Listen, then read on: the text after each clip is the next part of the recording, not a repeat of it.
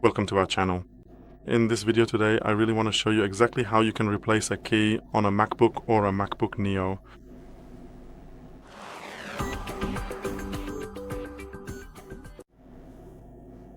Why would you want to do this? Well, for example, we bought ourselves a keyboard with the same layout as we have here, meaning American or Polish as it's called. For example, you might be using a standard American or traditional English keyboard. But in some cases, we might actually want to physically swap out these individual keys for a German, French, Spanish, Italian, or some other very specific regional language layout. These keys have a different layout than the one we have here. And we'd really like to exchange these specific keycaps for new ones so that, as you can clearly see in the picture here, what we press perfectly corresponds with the characters that appear on your screen when we change the keyboard layout in. For example, macOS, not Windows, sorry, like to Swedish or another language, so that what we press matches what shows up. To do this properly, we need a little plastic prying tool or something similar that's exceptionally thin and tapered at the very tip and fairly flexible so it doesn't bend or snap when we need to remove the largest keys. The really big ones, like the spacebar. First we pry it up with the thin tool and then we use the thicker one. But it all depends on what you need.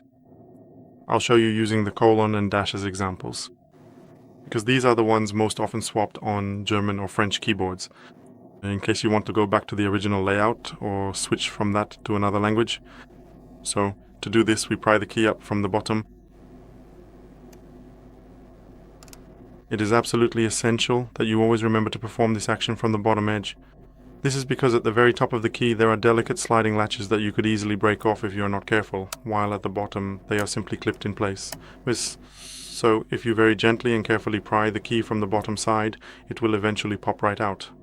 If it does not seem to come off easily from one side, you should gently move your tool over to the other side and keep prying with a soft touch until you hear a clear click. Once you hear that click, that means the key is fully detached from the base, and you can safely move on to the next step in the process.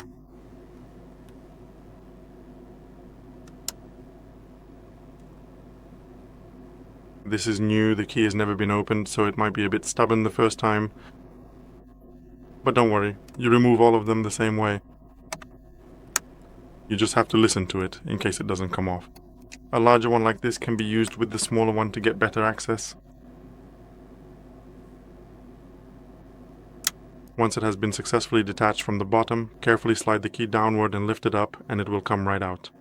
You just need to purchase a set of replacement keycaps with the specific symbols you need from an online auction site or on Amazon, and then gently press and snap the new ones into their designated spots.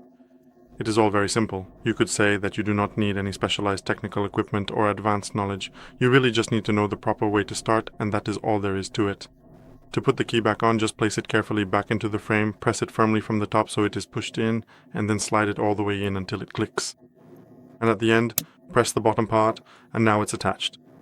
And everything works correctly. That's all for today. Thank you very much for your attention. Please give a thumbs up, like, subscribe, and see you in our next video.